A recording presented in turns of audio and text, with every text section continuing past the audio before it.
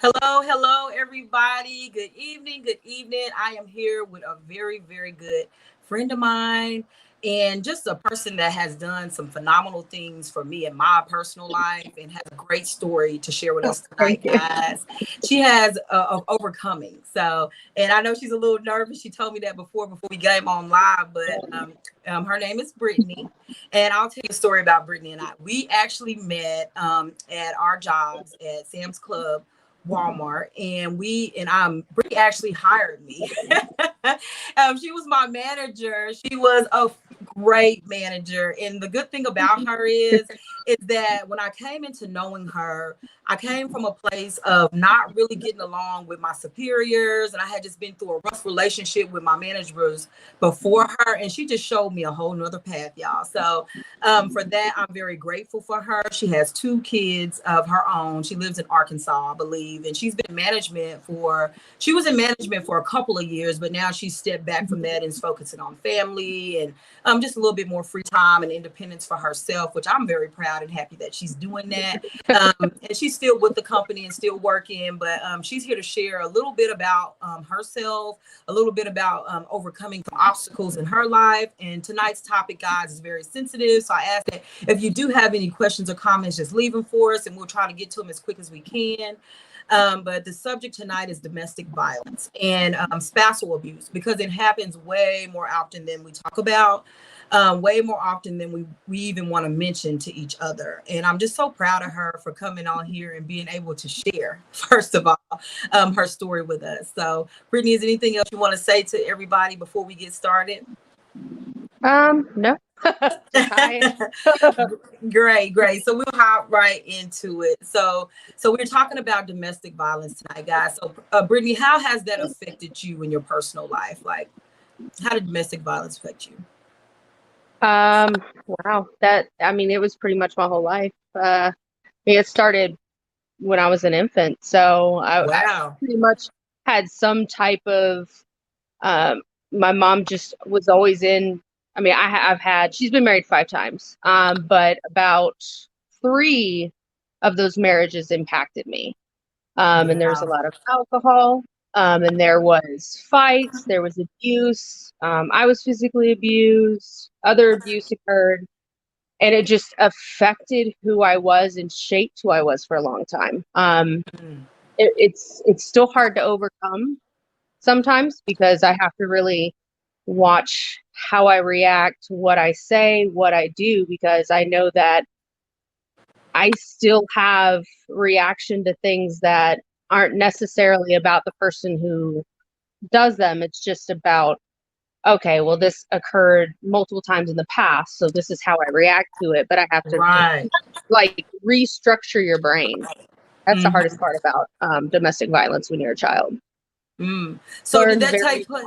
Sorry, I yes. didn't mean to interrupt you. So when you say that, did that abuse come from your parents or were just Um, people around you? step step. Yeah, The, gotcha.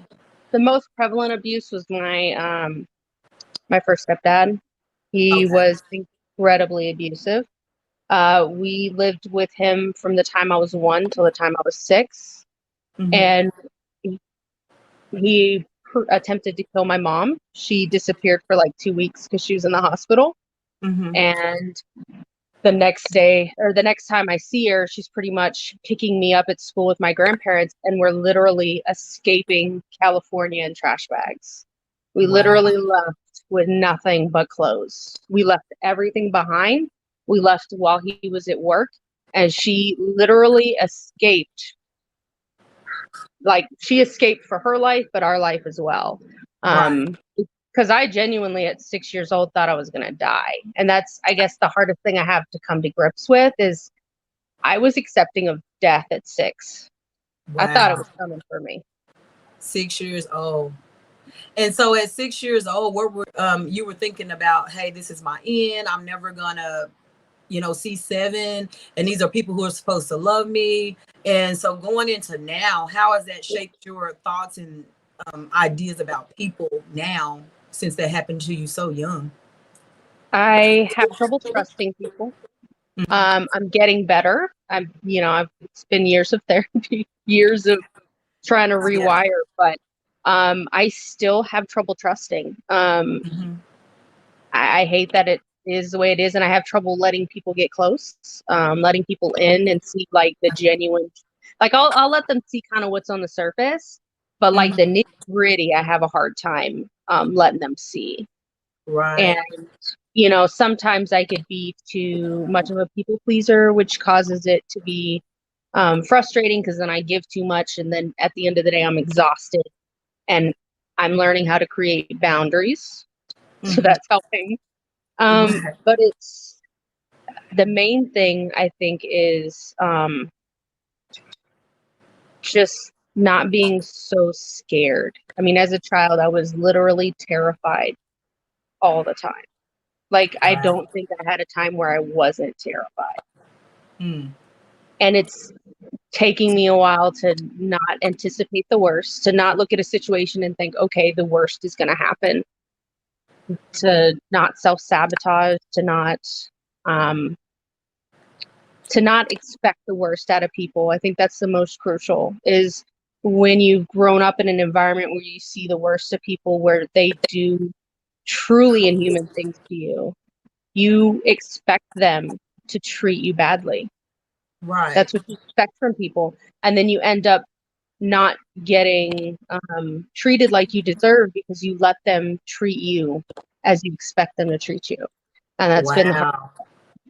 That's so good, and it's such a good lesson like where you're talking about right now, because that is so true for people who have been through that type of trauma, is that you kind of expect people to treat you bad. So when they treat you good, it's really nice. But if they treat me bad, I'm used to Mhm. that, right? That's what happens to me all the time anyway. And we accept that behavior from people. And we end up into adult abusive relationships. Was that the path that you went down? Did you end up in a situation where an adult was being abusive as well? No, I was really lucky. Thank um, God. I say I was really lucky because I met my husband, and we've been through it, and he's probably been the main champions to kind of help develop who I am today, because he's helped me put up boundaries. He's not afraid to stand up and say, no, that's not right. Yeah. No, Yeah. that's no, what's going on? Right. um with things that occur, but he's just also like, he deeply loves me, and Yeah. that really helps to kind of have me open up to him, because that's been one of the hardest things is I can stay quiet and I won't tell you I'm upset. I'll just keep it in and keep going. Like, I Right. just won't talk. And Exactly. so opening up to him has been the journey, and he's been patient and he's been there for me, because when you go through a situation like that, especially so young, the person you're with has to be patient.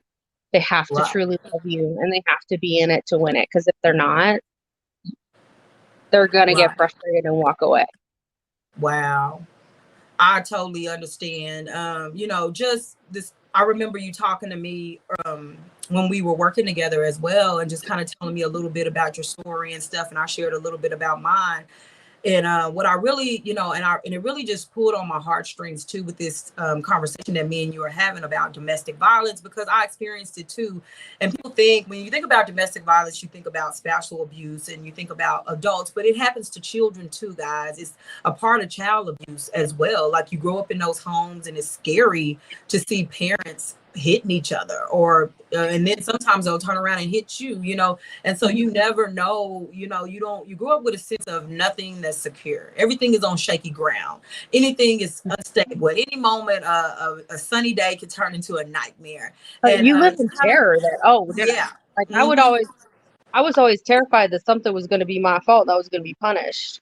Like, I Right. was always walking on eggshells and afraid. And when you live in that type of fear, I mean, it shapes who you are, and it's kind of scary. It's exhausting. And you end up just, I ended up being an angry preteen and angry teenager, extremely angry. I was Wow. just gonna, people weren't gonna like me, and I was okay with that. That Right. was just me pushing people away, because I mean, most of the people in my life, they didn't treat me very well. I mean, my stepdad physically abused my mom. He was extremely abusive to her, but he was as well to me. But you got to think Right. about it. He started at the age of 1. So, Wow. I mean, he wouldn't even let me look him in the eye. Like if I Wow. looked him in the eye, I would get punished. Mm. And It that's was crazy. And coming now over now, what are some things that you would recommend to people who are in this situation, and what would you say like to someone who's experiencing this or maybe going through this right now as a young person? What kind of words of wisdom or thoughts could you give them? I would say listen to your gut. If there's red flags and you feel uneasy about something, listen to your gut. Mhm. And sometimes the reason why it's so hard to get out of that situation is you honestly, there's a core of shame. I mean, that's what is so prevalent in domestic violence, sexual abuse. There's shame. The abuser keeps you down by making you feel that you deserved it, that you asked for it, that it happened to you because of something you did. Wow. And it's that way from 1 to 6, and it carried on until early 20s, to be honest with you. I thought the sexual abuse was my fault, that I brought it on. I was Wow. 1 to 6. There's nothing I could have done to bring that on. Yeah. Like a sick individual mess with a 1 to 6. There's nothing that anyone could tell me now to make me feel like, oh, that, I mean, they could make me feel shame for it because that's been deep rooted. But the logical part of me goes, No. was it Not your at fault? that age. Yeah. Like nobody should make you feel that way. And those situations are so hard because a lot of times we talk about in domestic violence, women are groomed. The men groom them. Right. They don't just walk in and start smacking them around. They gain trust. They gain love. These women love them. These Yeah. men love these women. Like it's not someone. It's deeply confusing. My first stepdad, I loved him. He Yeah. was he was the father figure I had, and it was so confusing for me Right. because I don't think I sorted it out until my 20s and figured out, whoa, like that wasn't okay. Yeah. This isn't love.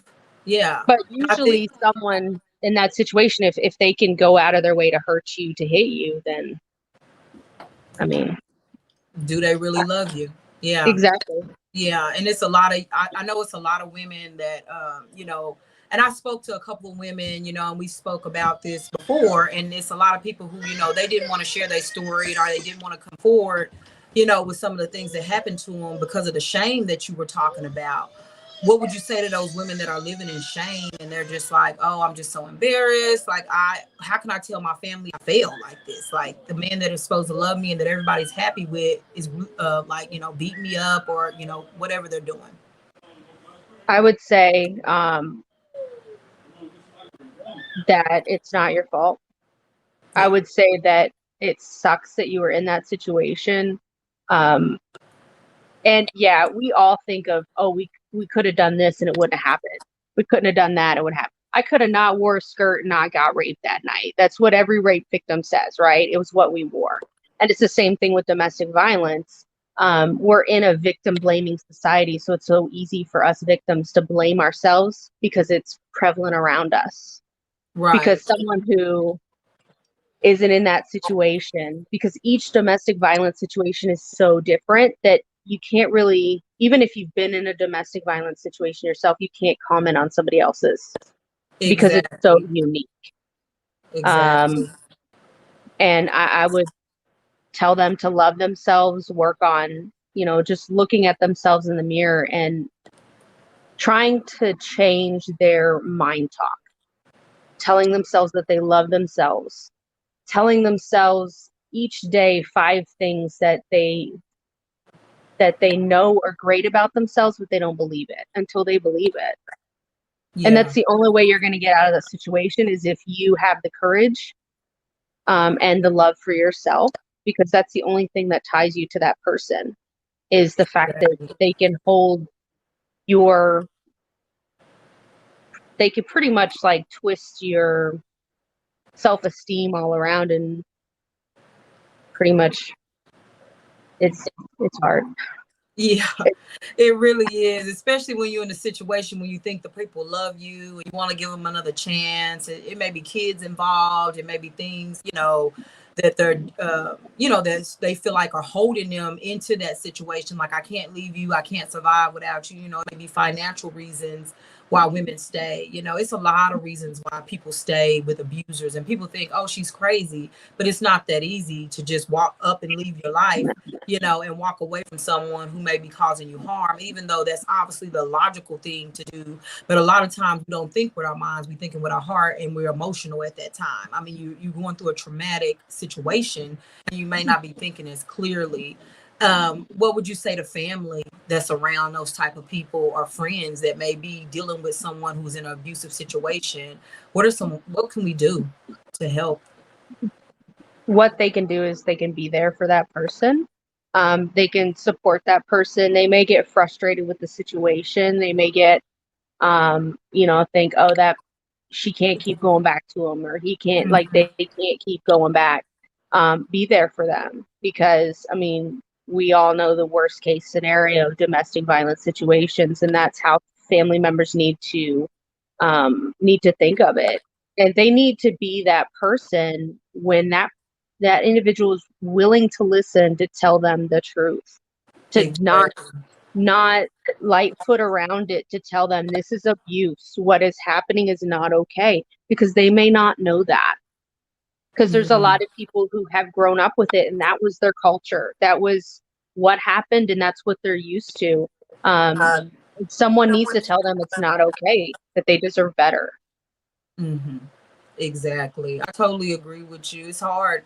It's hard being a person that's on the outside looking in, because you just want to snatch them out the situation. Oftentimes that spouse or whoever it is, they'll turn on you for trying to help them, or going Oh yeah. against the person that's literally hurting them every day. And you go to defend them, and then they'll turn on you for trying to, go against their abuser.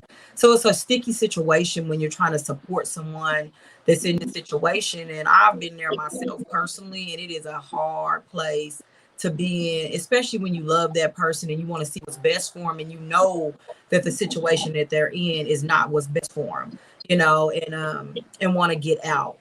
And so and also, like, what I know, you said that you have tried to do some healing, and you've been healing, and you've been, getting over what happened to you in the past. What are a couple of things that you've done to try to heal yourself, or to get, turn to a better human being because of your experience? um Mainly changing my self-help talk. Really trying to change how I talk to myself, because a lot of that was the problem. When you're told so much things, you believe them, and it starts to kind of be your self-talk. And I've just worked on changing that. I'm working on setting boundaries. Not There's a specific word for it, but not seeing the worst out of every situation, and Right. actually listening to someone when they're telling me, hey, like, this is, like, I know you're deeply upset about this, but maybe let's look at it this way. So kind of listening to those around me. Mm-hmm. And mental health, big thing, crucial, crucial, crucial. So if you're Yes, in this type yes. of situation, anything that you could find to better yourself, whether it's going to church groups and having that one-on-one, chat rooms, Mm-hmm. finding groups that are all about kind of health, healing and health. I mean, one of the best things I did was getting my degree in human development, because I learned so much about family dynamics, and that really showed me, Yeah. my dynamic wasn't so great. It wasn't healthy. And that was so Exactly. important for me to have kids, because I didn't want to raise them in the environment I was raised in. I didn't want that to be their story. Um, Mm-hmm. I mean, it's you have to kind of reset. And honestly, it really it kind of upsets me a little bit, because children that are raised in domestic violence, I think, are the real I mean, the abusers and the victims are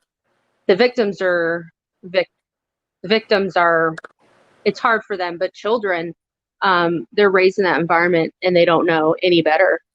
You have Exactly. boys that see their father beat their mom, and then that becomes their story as they get older.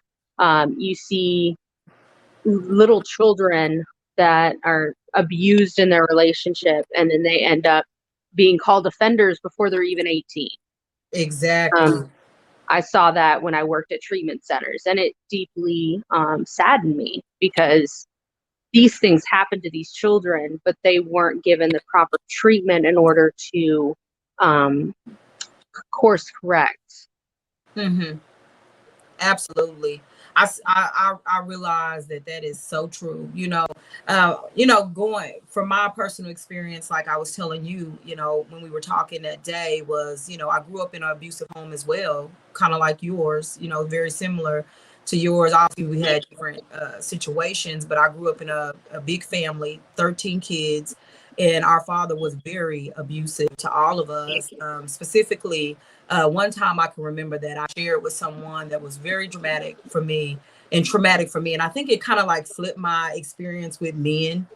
But my dad, he tried to set us on fire. He told us all to go in the basement, and he put gasoline all over the steps and all over the house, and he wanted to set us all on fire.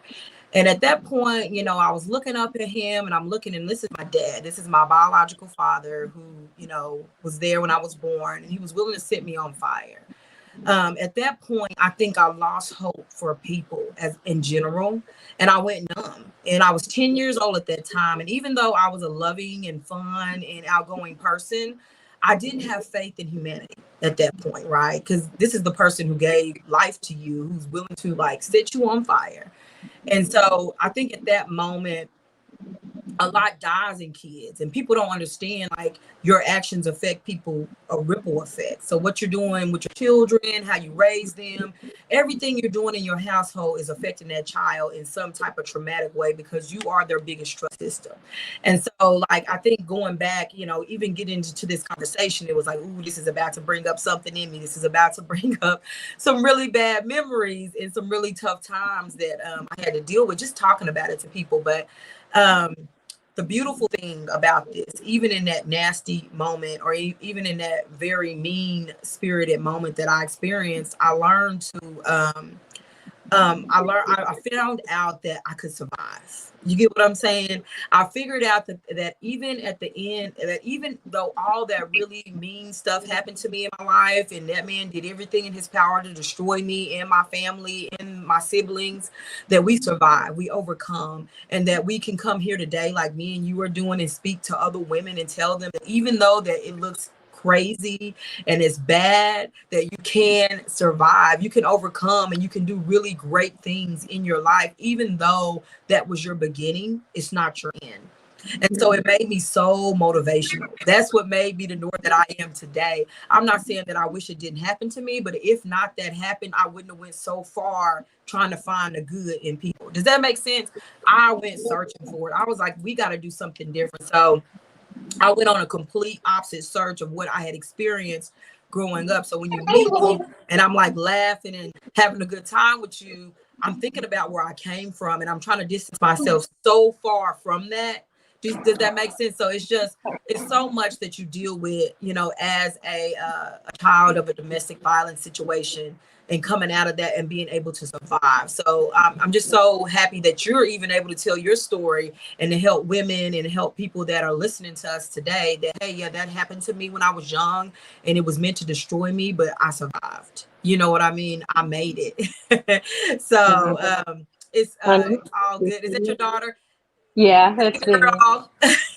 Don't cry. It's okay. That was mine. She was just beating at the door a minute ago, and I refused to let her in. I was like, nope, you're not coming in. But she can get on camera. Is that Vivian? It's okay. She can jump on there with us. But so is there anything else that you want to share with the ladies tonight, as far as like how you overcame, or anything that you want, any pieces of advice that you have to offer for anyone? There is one thing that deeply frustrating. Can you close that door, Viv? Sorry. It's okay. I totally get it. You know, I got my two little ones. They But always there. it's the fact that, so one thing that I've, okay, honey, go to your room, please. Please. Mommy's on the phone. Please. Please. Thank you. I know. Yes, that's awesome, Turtle. That's Steven. Yeah. Okay. I love you.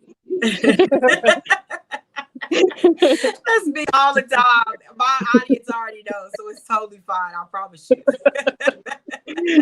Well, I don't, the subject matter, I don't necessarily want her listening. Right, So, right. I understand.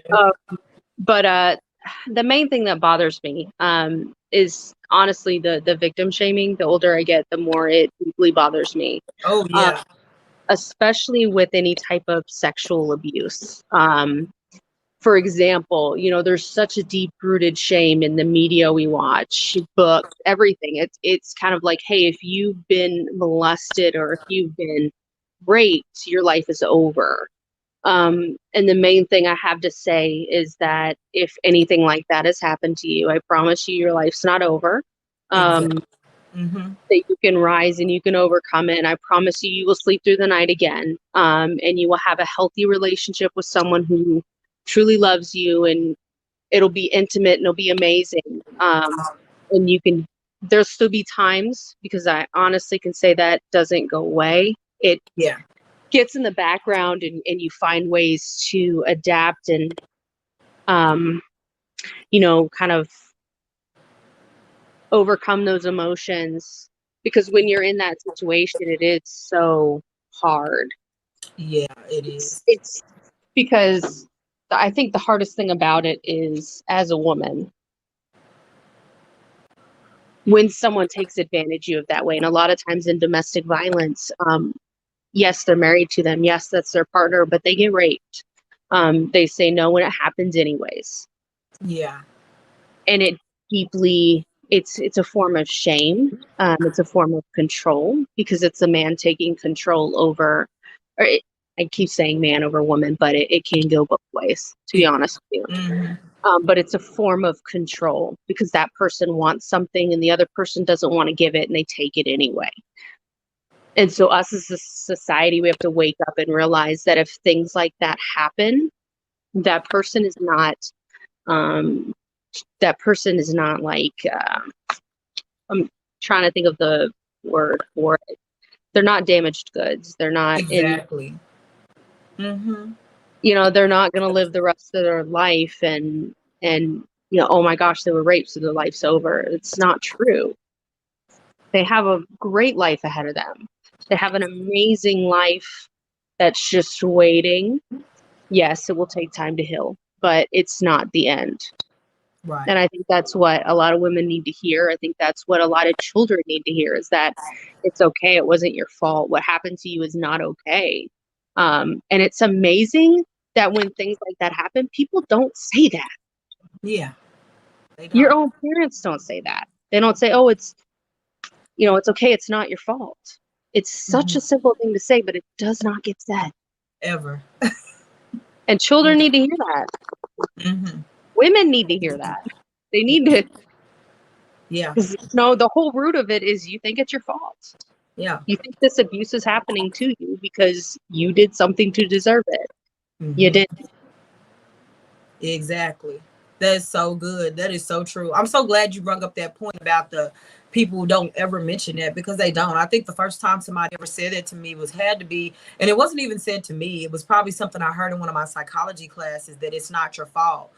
Which is another reason why I pursued psychology, specifically child psychology, is because I wanted to help people who are in the situation that that me and you were in, and to give them some sense of hope and say those words. This is not your fault. Like, these are grown adult people. They have choices and know right from wrong. So if something happens to you, then that's not your fault. And I know me and you talking a lot about child abuse too, but even for the grown women right now who are in situations where people are putting their hands on you, you are in an abusive relationship. That is domestic violence. Just because you hit someone back, or you shove them back, or you yell back at them, does not justify the fact that you're not in an abusive relationship. You're in an abusive relationship. Just because you hit them back doesn't mean you're not being abused. You know what I mean? Because some women do justify the fact, well, I hit back, or I yelled back, or I stood up for myself. You shouldn't be having to. You shouldn't have to be going in a wrestling match with someone who's supposed to be loving you. So Well, you should. I think the hard part is that there should be enough respect and love in your relationship that if you right. get to the point, you pause. You pause your argument. You pause the disagreement, and it takes. I'm not. That doesn't happen overnight. It's taken me years, and I'm talking years, to where if I get to that point, if I'm that angry, I will walk away, and we Right. give each other space, and then we touch base when we calm down. That's how we do it, because Mhm. we're not gonna, have a screaming match. We're not gonna start hitting each other. We're not doing that. Because if you're that angry, if you're that emotional, if you're that passionate, you're not really saying what you want to say anyways. Right. You- Exactly. You're not talking rational. You're gonna say a bunch of horrible things, under the belt talk, as I call it, which Yeah. doesn't do anything but harm, the trust your partner has for you. Right. It, But I think the hard thing with an abuser is they come around and they do the nice stuff. They do the flowers. Oh, I'll never do it oh, again. Oh, it's going to change. I'm going to change. No, it's no. going to happen. I Yeah. mean, if that's occurring, it's not going to unoccur unless that person goes through therapy. Right. And some type of life changing, like you said, therapy, or they find Jesus, it has to be a life change, a lifestyle change. And it doesn't have anything to do with the person. You know what I mean? It has all to do with them as an individual. You can't change people. That's another thing people need to understand about abuse. You can't stop an abuser from abusing you. They have to decide in their own hearts and mind that, hey, this is not the way I need to be. This is harming them. I'm going to stop. There's nothing you can say, do, buy, or give that's going to make them stop being who they are. They have to decide that on their own. So, because we do things to try to change people, right, and please them and make them happy, and we'll wash the dishes, we'll give money, we'll give time, we'll give them a baby, which is don't do that. Whatever you do, don't do that. Don't do that. Don't do that. And if you have, there's no shame here at all. Obviously, we're just talking. This is girl talk. And I really want you guys to be open to have this conversation with me. But really, guys, we cannot force people to change. We can't, it's nothing we can do as individuals. It's something that's going to have to happen within their own minds and within their own hearts. They have to come to the conclusion that what they're doing is wrong.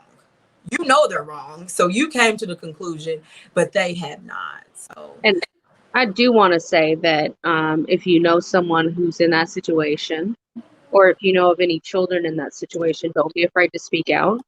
mhm, Because the only reason I'm here today is because the people that live behind me, I mhm. used to run, when stuff would get super crazy, with my 3-year-old brother. I would be holding him and running across the backyard, crying, and Absolutely. probably bruised up, my hair torn off, like I was a mess.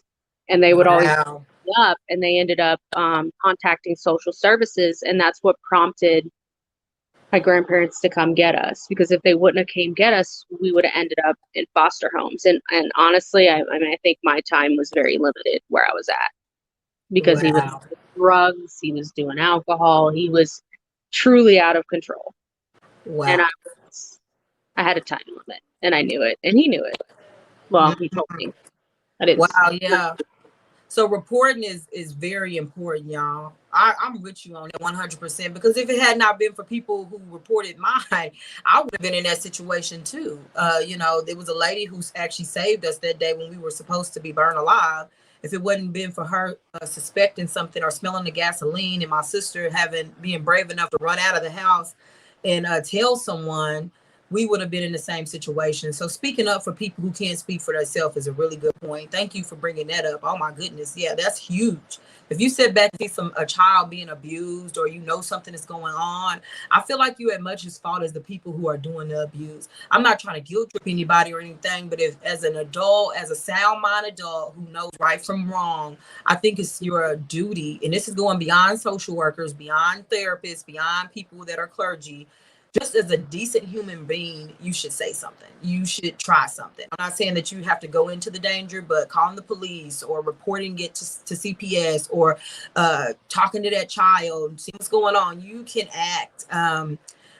Somebody's saying something and it's very long down there. I gotta read, but it's true. Part is that a lot of people in that situation lie about it, though. I mean, a lot of children that are in those situations, I was taught to lie from a young age. Wow. I mean, I would stay home with bruises, and I would have to make up a story when I finally did go back to school of how I got them. And it was never, my daddy hit me, or pulled my hair. Come up with a whole story for what happened. I had to lie, and they're taught from a young age to lie about that abuse, and I think that becomes a big shame factor too. So if you see a kid that's getting bruised a lot, and it's not like, oh, he's just running around and fell. I mean, it's consistent, just obvious abuse. And that's the hard thing is a lot of abusers are very smart, especially with kids. They put them on the body. They don't do it in the face or the arms. They'll put them like on the body where people can't see it. Right, where clothes are. Mm-hmm. And I do want to take a moment and say I'm sorry for what happened to you and your family. Like that's. Oh yeah, thank you. It was crazy. Yeah, and you know what? Obviously, I'm 35 years old, which is crazy that I don't even feel 35. But I feel like it happened yesterday. Like it's not something that for me is like a long way off thing. So when I think about that, and then all the other drama that was going on with my family as well, because when my brothers went to prison, right? So they went away. They were our only protectors in our home. So they went to prison for crimes they didn't commit at young ages. So these are our big brothers, our only defense mechanism we had in the house. The only people in the house that even had any type of stake in putting fear in my dad was those two guys, right? So we look up and we're completely left in the cold. And so we had to learn how to cope on our own. And it made us very... for lack of a better way, I'm gonna say this, my sister's gonna kill me, but it made us very masculine. And the reason why it made me very hard, and even though people see a softer version of me, I am very like, take charge, I'm gonna run it, I don't need a man, screw a man, I got this, bye, type of attitude, because I had to grow up really fast and fight for myself and defend myself. And to me, I didn't see men as like a strong thing. I see them as weak and people who I needed to dominate in order not to dominate me. And that kind of went into my life as a grown woman. And that probably is why it took me so long to get married, because I wasn't willing to take anything. Like, what did you say? I thought I heard you say something. I thought I heard you say, this or that or whatever. So it made me that way. And my sisters too, like they can attest to this. One day I'll bring all my girls on here. But we were raised that way, and we didn't want to take anything off of men. We didn't want anybody to bully us or talk crazy to us. Like, we had the attitude, we were coming for it. It didn't work too well in corporate America, so I had to tone it down a little bit. But that was the way that I protected myself. You know what I mean? Because my story of what happened to my brothers and how they were taken away from me. So I had to be the man of the house. You know what I mean? I had to stand up for my younger siblings. I had to be harder than I wanted to be at 10 or 13 or 12 years old. And I didn't like the role that I was playing, but it was because of survival. You know what I mean? So I appreciate what you said, but someone is saying something to you down here. Can I read it to you? Okay. Yeah. This type of sexual abuse happened to me as a child by my godparents' teenage son. It was definitely always in the back of my mind. I never told my parents until I was way in college. It never goes away, but you will get through it. My abuser actually sent her a friend request. He told me not to tell anybody when I was 5 to 9 years old, and I didn't because I didn't know any better. Oh my goodness, that's crazy. What would you say to that? Because I know it happened to you at a young age. What would you say to her? And I'm sorry if I start crying, y'all, because this is very sad for me. Man, could you repeat that? Yeah, it's crazy. She's saying that I'm thinking she just giving us a comment about something that happened to her when she was younger, basically. And then when she was 5 years old, someone was abusing her sexually. And then today they want to speak to her today. So what would you say to someone whose abuser is coming back? like I feel like it'd be like the Grand Reaper coming back saying, "Hey, I'm back again," type of And atmosphere. that's actually kind of eerie because my abuser has recently friend requested it and actually caused me to leave Facebook for a year. Wow. When I left Facebook and I shut everything down, because he friend requested me just randomly one day. And I was terrified. I was absolutely like, What? Yeah. I am still absolutely terrified of this man. That's how much fear he had in me. And he sent the friend request to shut everything down. And it's taken me a while to kind of speak up and say something. Mm-hmm. Because unfortunately, family members of mine still speak to this individual. Wow. And what I would say is that it's hard. Remember that it's not your fault. Remember that what they did to you is not okay. I don't care what anyone says. Any person touching a young child sexually, it's not okay. It's not your fault. And it's highly manipulative for them to be reaching out to you now. Like, Right. why? That's not okay. Mm-hmm. And the sad thing is a lot of individuals who abuse children will not admit it. Yeah. My abuser swears up and down it never happened. Me and him both know the truth. Wow. So the fact that that person's reaching out to you, I know it's terrifying. It's scary as heck. And it's probably bringing a lot of things back to you. Take it one day at a time. Remember that it happened to you, but it doesn't define you. Yeah. It's not your story. You can write your own story. It's something that happened and it's hard and you have to deal with it. Yeah. It's a horrible choice of words, but you have to find a way to The cope. Yeah. kind of cope and let yourself feel the pain, because if you don't feel it, if you keep shoving it back, it'll just keep coming until you deal with it. So find a way, a comforting place, someone who you deeply trust to talk about it. Right. And that's the thing. I like the word you use, to talk about it, because a lot of the stuff is being swept under the rug, and not by the child. The child's coming forward. They finally get the nerve to come forward and say, "Hey, this is what happened to me." And as a parent or a grandparent or an aunt or uncle or a teacher or anyone who's hearing this from a child, the last thing you need to be doing is sweeping it under the rug. Okay. Because if that child trusts you enough to tell you what happened to them and their experience with that adult or another child or whatever was the occurrence to them, or even a grown woman who's being abused and she tells you she finally builds up the courage to say, "Hey, my husband's hitting me," or "Hey, my boyfriend's hitting me," the last thing you want to do as the person hearing the story is to sweep it under the rug. Don't do that. That's the worst thing you can do to a victim, is to tell them, "Hey, let's just be quiet about this. Oh, are you sure that's happening?" Questioning them. They're already in a traumatic situation, questioning, doubting everything they're doing, and they have the courage to tell you. So the last thing you want to do is sweep it under the rugs. And the sad thing about this is a lot of people do that. A lot of families, especially a lot of people are sweeping this under the rug, and we don't need to be doing that. We need to be confronting this and talking to that person, reporting, making police reports, going through the motions. So what do you have to say about that, Brittany, about people sweeping stuff under the rug? When it gets swept under the rug, when you don't acknowledge it, that person, it's still there. It doesn't go away. It just kind of roots itself, and I think it makes it worse. Honestly, it gets more traumatic because now you're telling them that they're not worth it. Exactly. You're telling them that they confided in you. They told you this information. Because they had to work up a lot of courage to tell you. So I need people to understand that when you have been sexually abused, when you have been groomed, this person has a massive amount of power over you. It's terrifying, it's scary, and it's highly manipulative. They are terrified to speak up.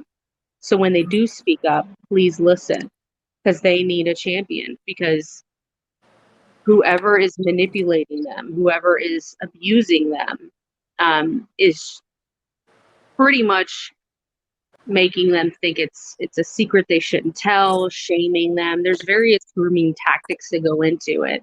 And they need someone. They trust you. They need you to Exactly. fight for them. Mm-hmm.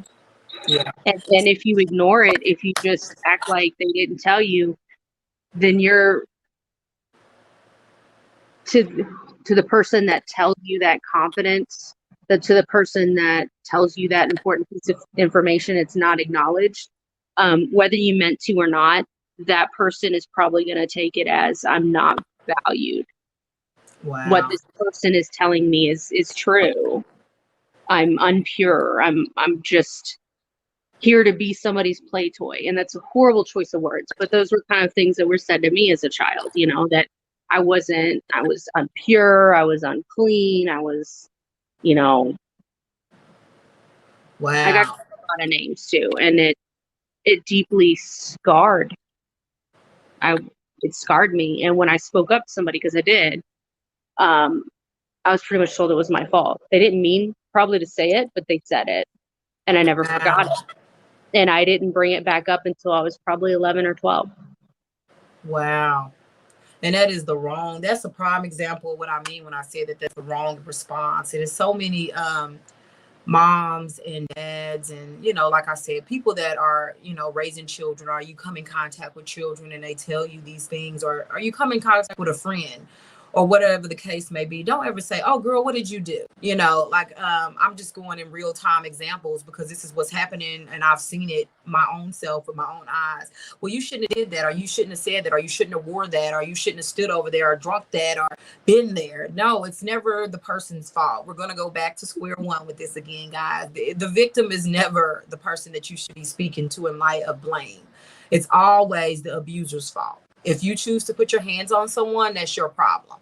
And that's what you chose to do. And you need to take responsibility for your own actions. That was what you chose to do. And you put that person in harm's way, especially a child, So if a child comes to you, and I wish I had a source of books that you guys could look into, because that was my next question is to you, Brittany, was what books or sources have you read? But I really probably need to do some investigation on my own too, as well, and looking into some books that we can read and ways to help victims, because just because we're not a victim, but if we come in contact with one, you should share in that compassion with that person, so.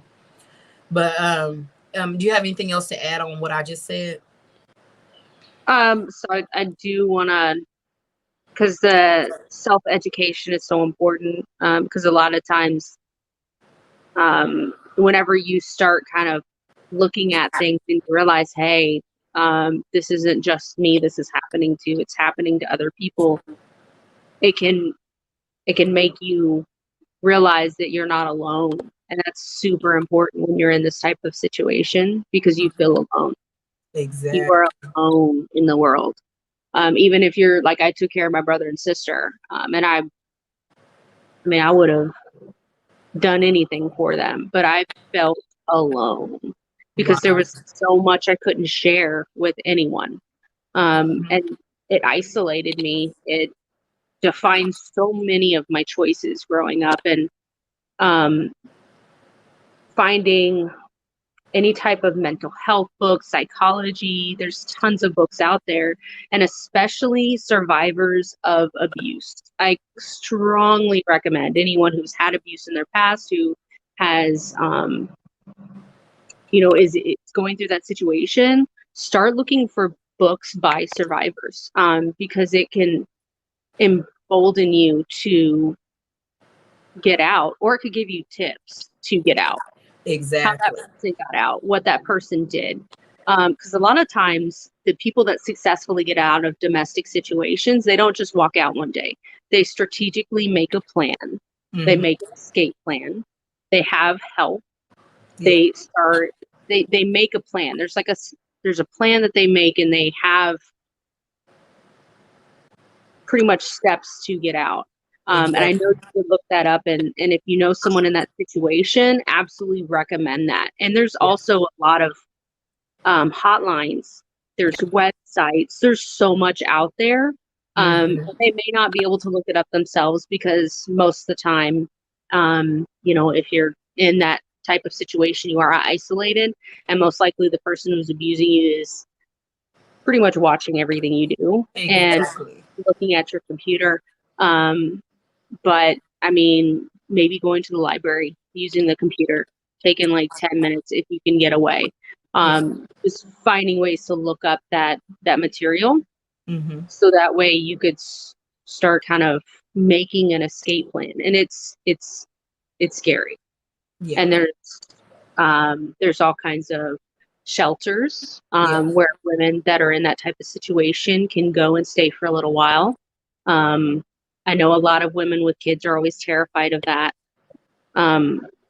But if it's a temporary situation like that, it's getting you out of the situation you're in right now. Sometimes the future is scary. Yeah. The future is Absolutely. extremely scary.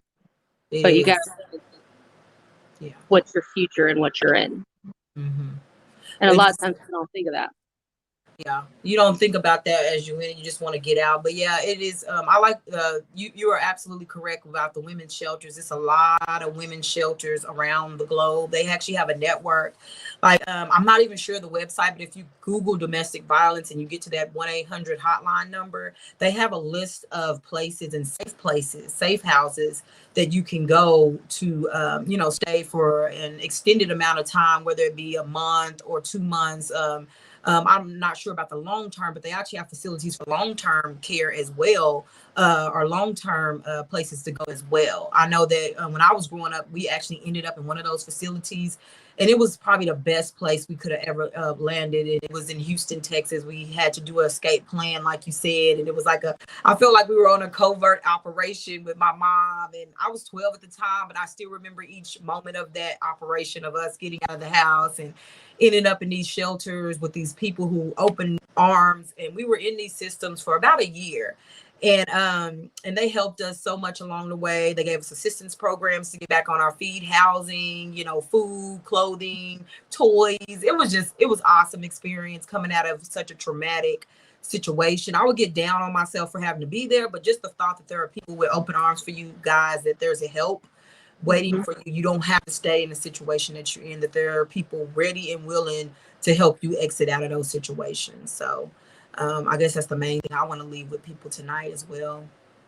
Do you have anything else you want to add to, Brittany, for the ladies? I don't think of what else. Yeah, it's so much. It's yeah. I mean, La la. Okay. I this is just probably forgot one who of the that first person times was. I've talked It to. was one of my friends that was telling me about this message. I didn't see her name because it's not showing me people's names on here for some reason. It just gives me, Okay. it just says Facebook user. But anyway, yeah, she was just commenting on what we were saying. So yeah.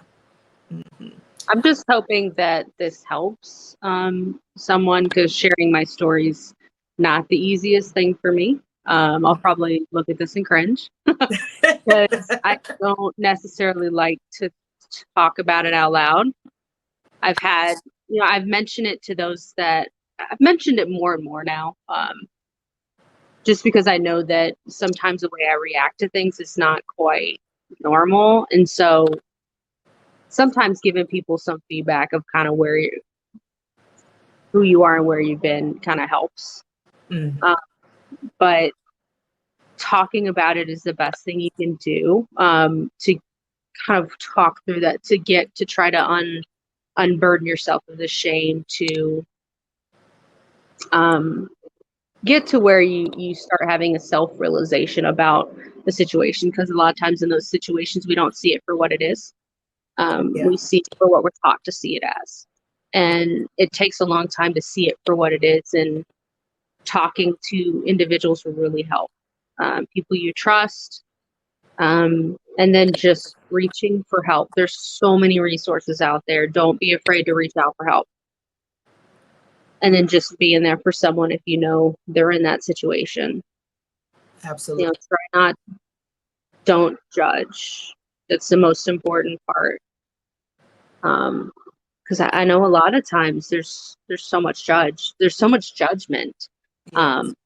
And that's the hardest thing, is as a woman, I feel like you're you're supposed to go out and be well made up and gorgeous and full face of makeup, and supposed to have an awesome outfit. You're supposed to have a great personality, be bomb in the bed, but then also, be a lady. So Yeah. it's hard to keep up with that. And it's hard Mhm. to, and especially if you've had trauma in the past. Mhm. Because then, I don't know about you, but there was times where I would be in a location and someone would give me a specific look and I would have to leave. It Oh. would be like, I can't really describe the look. I just know it when I see it. But it's like the lust-filled look. And Oh it's yeah. not Mhm. not the nice lust. I'm talking like lust with bad intentions. Like just Exactly. Like I'm about to rape you. Mhm. Yeah. yeah, like Yeah. it's hard to Mhm. describe. Yeah. Yeah. The weirdo look. Mhm. And I know, and the sad thing is I'll share this because it really impacted me as a teenager too. I knew this girl that I used to go to junior high school with. I didn't know her very well. She was friends with um, a friend of mine. I would talk to her, I would eat lunch with her, but I didn't really know her.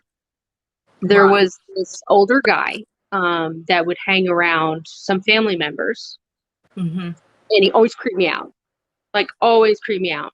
Like the way he would look at me just made me uncomfortable. So I'd make sure never to be in a room with him. Right. He ended up showing up at a gas station where this girl was working, Oh. talked her into going with him. Mhm. He raped her and strangled her with her shoelaces and then burned her car. And his What? girlfriend helped him hide it. Oh no. Okay. Wow. So that was probably one of the scariest things because, it just it confirmed that look. And then B, I felt guilt because I was like, hey, I kind of knew this guy was a creeper, but I Yeah. didn't know anything about him. And I Yeah. felt like I could have done something, Or said something. Yeah. but you don't know. I mean, Yeah. that girl didn't do anything to ask for that. It happened to her. Yeah. I mean, people could say, oh, she should have gone off with him. Well, how would she know? She met him with family. Yeah. There was no way for her to know that was going to happen that day. And it did. Wow. It's so crazy. Yeah, we got to be careful of our surroundings and just how we interact with people. Like as even as women, and like I said, you can't stop everything from happening to you because it's not your fault. And when things do happen to us, or people, people do decide to hurt or harm us, it's up to us as individuals how we hold each other up as women. And that's kind of what this organization for me is about. At the end of the day, is that we're stronger together. Like in divided we fall, and together we can conquer everything, because like we can't stop people from hurting us. We're not superheroes, but what we can do is when these things affect us and harm our sisters, that we hold them up and we hold each other up and we hold the people accountable for what they do to us. You know what I mean? Like we have to start holding people accountable and stop sweep. Oh, boys will be boys. No, they will not be. Not on my watch. That's the Boys will topic that not be really boys makes me over Woo, me and that my makes me daughters. Yeah, mad. I don't do that. Boys will be boys thing. No, if my nephews or my brothers or anybody get out of line, I correct immediately, because that's what I would want someone to do. For me, if I had sons, whatever. I have daughters right now, and I'm looking out for my little girls, and I hope that people with sons are telling their sons that what they're doing is not okay when they do things that are inappropriate or say things that may be inappropriate. So you can prep them to know that it's not okay to say, hey, boys will be boys. Just let them do it. No, no, And man. I think that's the thing. Like children need to be held accountable for their actions. Mm-hmm. They need limits. They Mm-hmm. need a firm hand. They need to Yeah. know that, hey, when they do this, it's not okay. Because the moment you let it go, and I'm not talking about like crazy corporal punishment. I'm talking about, hey, that's not okay. Don't do that again. Yeah. Yeah. Guidance. Mm-hmm. Because that's what really works is when you talk to them, you sit down with them and you tell them Mm-hmm. why you're so strict about this, why it's important that they don't do that. Because that's what Mm-hmm. works the most. Because you can discipline them all day, but if you're not telling them why, they're never going to understand. Exactly. Wow. I totally agree with you 100%. Everything has been so good. And I'm really hoping, like, when I look back at the video, I don't cringe either, because I do the same thing. I watch myself like a day or so later. I'm like, oh, I could have done that, or I could have said that. But I really, like I said, the base reason why I wanted this to go forward, because I know that there's so many women that are struggling with what me and you went through. And also, as an adult, I mean, we got lucky. I'm not saying we got lucky. That's a very horrible choice. We went through this at a different time in life, so we've had more time to cope and deal with it than somebody who just happened yesterday or whatever. And I know that time does heal wounds, but it doesn't heal it all the way and make it go away, because you still deal with it no matter how long it's been. But if you're dealing with it right now and you right in the thick of things, and you are with that abuser, they're in the house with you or they're around you, I hope that this gives you something to think about, or gives you some ways or thoughts or methods, and know that you can survive, that there's life after what you're experiencing. Even though you may feel low, or you may feel down, or you may feel like that he's winning or she's winning, or whatever is happening to you is winning, that there is hope and there's faith in what you can do to change your situation, that there is something that can happen to change your situation, not to give up. And I hope that me and Brittany are a witness to you, that you can survive after that stuff happens to you, that you can overcome that, and you can conquer life, and you can have a good life. You don't have to just survive, but you can thrive as well. You know what I mean? And you know it's wrong. So if you're in a situation and you constantly feel sick to your stomach, or something that's said to you isn't right, and if you can't speak up about it, it's not the right situation for you, because the person you're with should listen to your concerns, should hear what you have to say, and not make you feel unvalued or crazy, or or pretty much reprimand you for saying how you feel. Right. If you're in that type of situation, because there are different types of abuse. It's not just physical, it's mental, it's psychological, it's sexual. There's so many types of abuse. And I think the most prevalent one that's the hardest to pretty much pinpoint is mental and psychological. That person did not hit you, but they can beat you down every day until you don't even recognize who you are. Exactly. Tear you up. It was a case that we studied in psychology. I'm gonna just briefly tell you about it. But it was a man who would hide his wife's items. He would put her keys in different spots. He would move the cereal, just unorganize the dishes. He would put things where he was. He would always tell her she was forgetful, like, oh, you can't remember anything. Like, he would do that for years and years, until where she believed that she was forgetful, she was a klutz, and she needed to give him access to everything. So he had all her bank accounts, all her everything.